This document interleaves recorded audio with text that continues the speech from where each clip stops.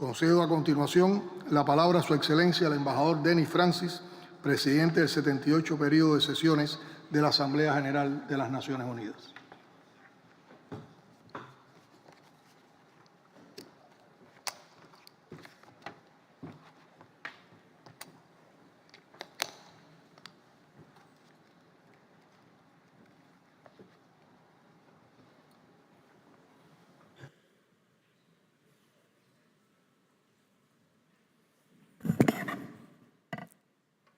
His Excellency Miguel Diaz-Canel, President of Cuba, His Excellency Antonio Guterres, Secretary General of the United Nations, His Excellency Dr. Sultan Al-Jaber, President of COP28, Heads of State and Government, distinguished delegates, ladies and gentlemen.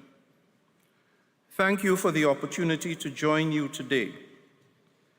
Allow me first to recognize with deep appreciation the Government of Cuba as chair of the G77 and China for its exceptional leadership in successfully navigating a tumultuous year.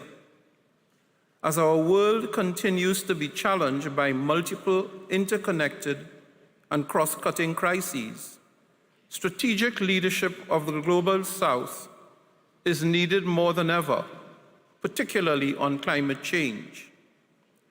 Multifaceted crises permeate every corner of our planet, severely affecting every country and community. Yet these crises affect us all, though with varying impacts and on different scales. The severe economic, social, and environmental devastation from climate change create more debilitating consequences for developing countries, despite having made only a minuscule contribution to this crisis. Naturally, this is most worrisome in least developed countries, landlocked developing countries, and small island developing states, that is, among the most vulnerable.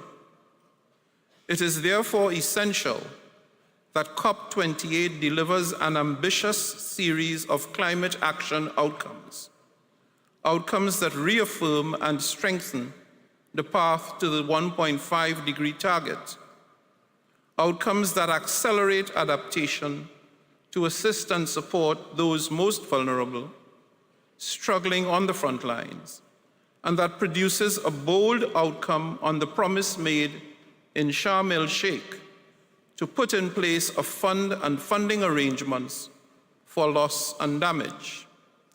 In the context of loss and damage, it is therefore refreshing and hopeful that the fund has now been capitalized through pledges made by our host, the United Arab Emirates and Germany, and several others. This constitutes a special achievement for the G77 and China, whose insistence on the creation of this mechanism is well known. Now that the fund is established, it is hoped that other countries will follow the strategic leadership of the UAE and Germany and ensure the sufficiency of resources in the fund to underwrite the financial requirements for the adoption of adequate adaptation mechanisms. Excellencies, on each of these fronts, I must commend the work of the G77 and China.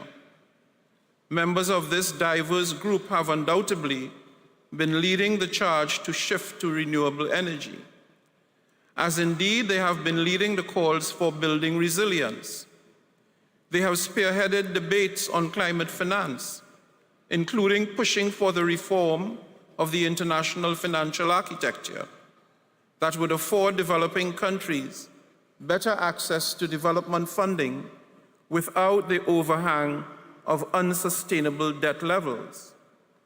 A crucial priority for the G77 and China has also been to secure the actual implementation of the long-promised $100 billion to support climate action.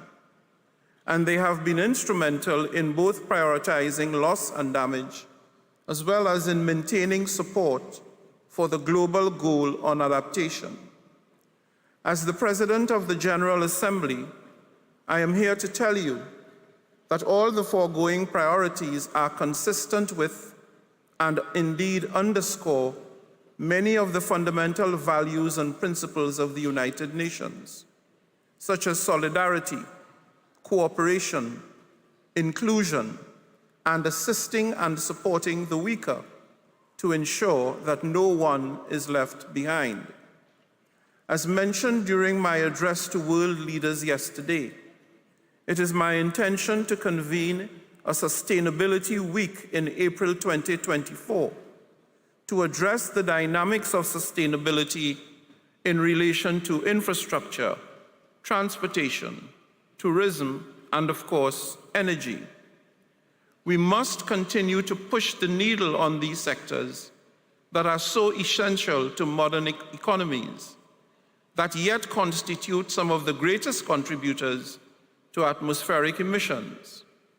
As I conclude, I invite the G77 and China to join me in making that week a success and to further build on what I hope will be a significant and impactful result from this COP28.